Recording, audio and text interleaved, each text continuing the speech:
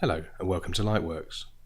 In this tutorial we're going to have a look at the tools and techniques required to edit synchronized multi-camera material from the Lightworks multi-camera bin.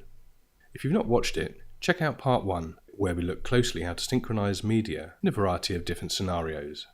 Well, let's get going with the edit. We need a new edit. To the toolbox on the left hand side, hit new edit. We'll just quickly give that a name by clicking on the top left of the viewer. Right, let's take the sync group back to the top. And what we're going to do is lay down camera 1, the front of house, because that contains the main mix audio tracks. Just drop that in with a replace. Now, when we scrub the edit timeline, the edit is synchronized to the multicam group, and vice versa.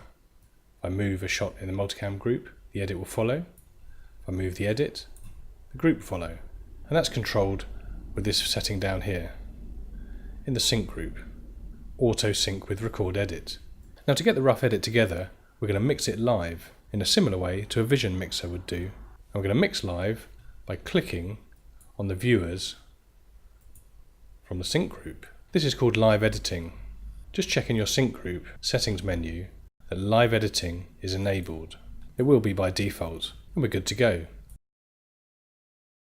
Just before we start, I'm going to group A1 and A2 together by right-clicking on the track head, group tracks.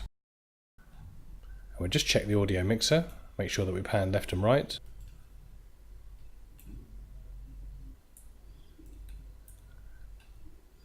And we're almost ready to go. The last thing we need to do is turn off A1 and A2 from being able to receive any of our live edit. We just want to switch the cameras on V1 as we go. Click on the first shot in the sync group and press the spacebar.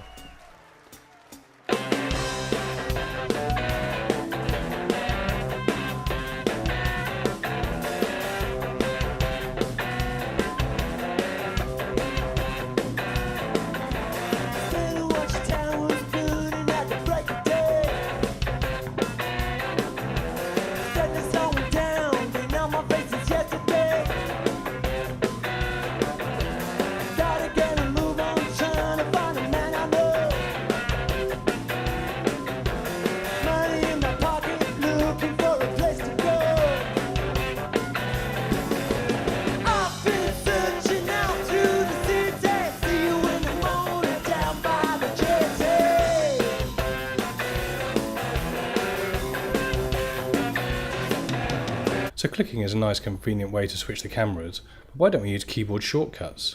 Go to your Lightworks editor preference, open the key assignment panel, and I want to assign keys 1 through 4 on my number pad to switch cameras 1 through 4.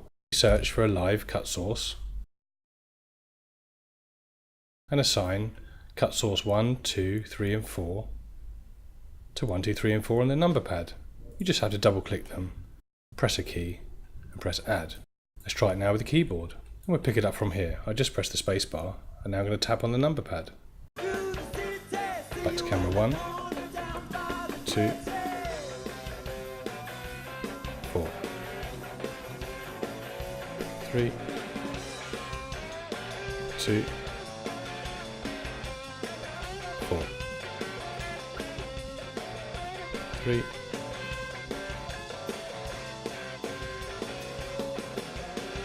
So great, that's all done.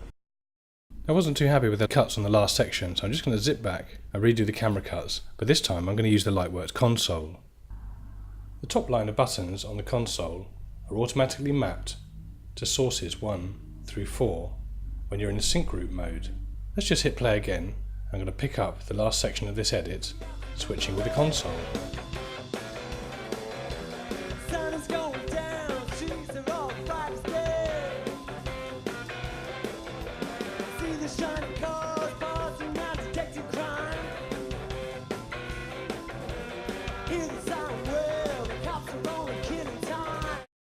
I'm going to open up the multicam bin one more time. Uncheck compact.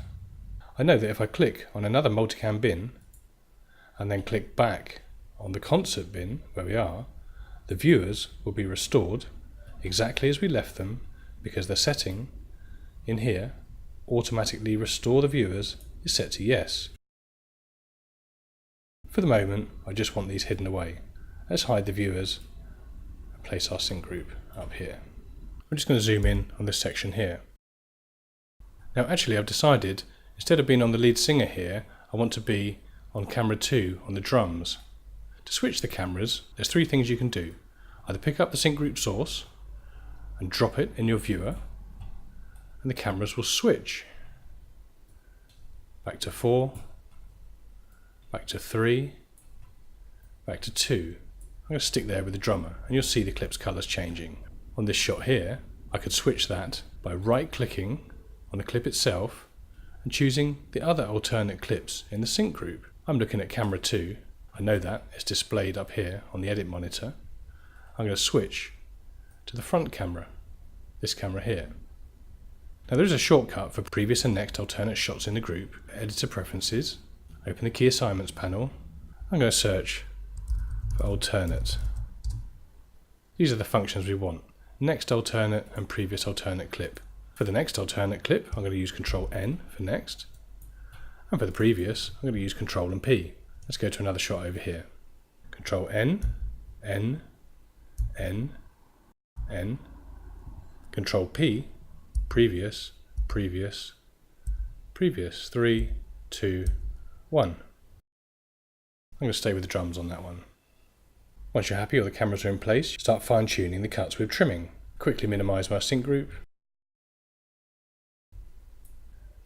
So what I'm going to do now is I'm going to drop in some cue points with my apostrophe key on the keyboard in time with the music. Then we can just snap some cuts to our cue points by using dual roller trimming.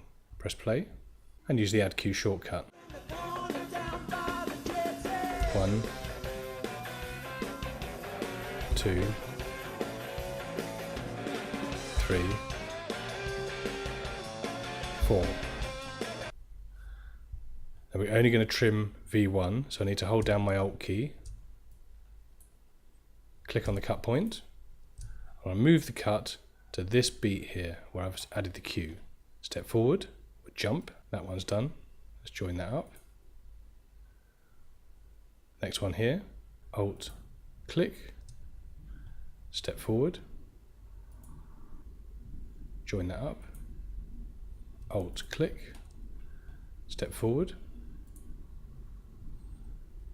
join that up, and we'll do the same on the last one. Alt click, step forward. Now if I press shift, I'm just going to play that backwards.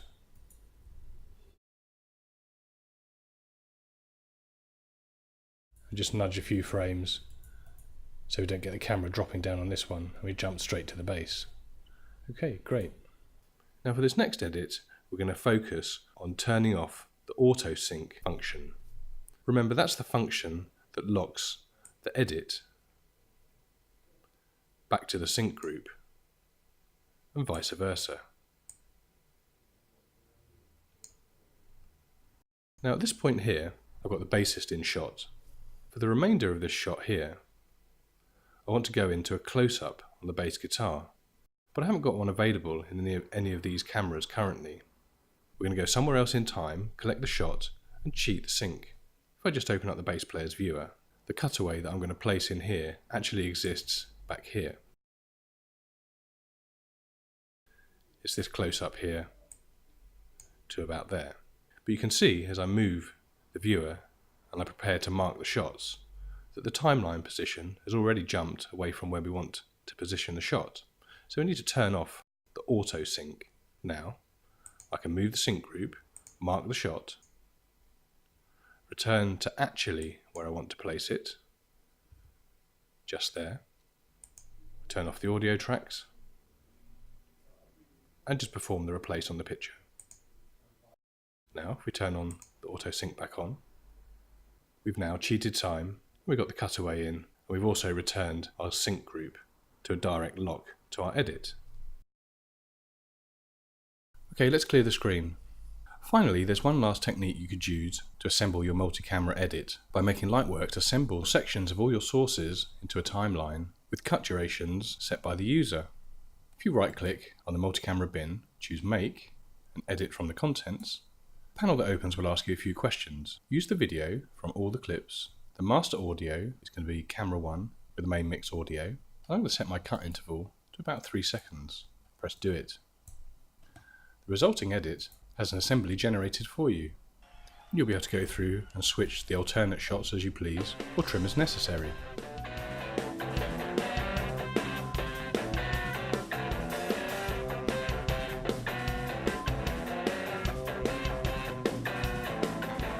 We hope that was helpful and you're now more confident working with multicam workflows.